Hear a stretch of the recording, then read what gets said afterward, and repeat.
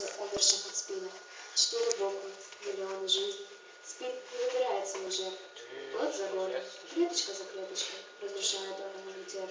Он равняет всех в одну шеренгу. Кинозвезды, дети, старики, наркоманы или бизнесмены, безработные, врачи и бомжи.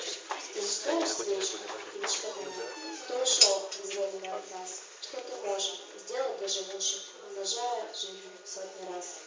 15 мая 2011 года, обычное весеннее воскресенье, но именно в 2011 году. В этот день во всем мире проводится День памяти людей, умерших от СПИДа. Впервые день поминовения проводился в 1983 году. СПИД – чума 20 века. Все это названо одной из самых страшных болезней человечества, лекарства, от которой нет по сей день. Я всегда думала, с кем угодно, только не со мной, только не с моими друзьями может произойти эта беда. Заражение ВИЧ-инфекцией.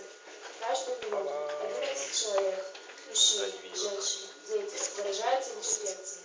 Во всем мире каждую минуту от СПИДа умирает 6 человек. От СПИДа уже умерло более 46 миллионов человек.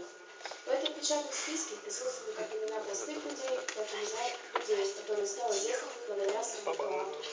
СПИД не смотрит на положение в обществе, на достаток и моральные ценности. Он просто убивает.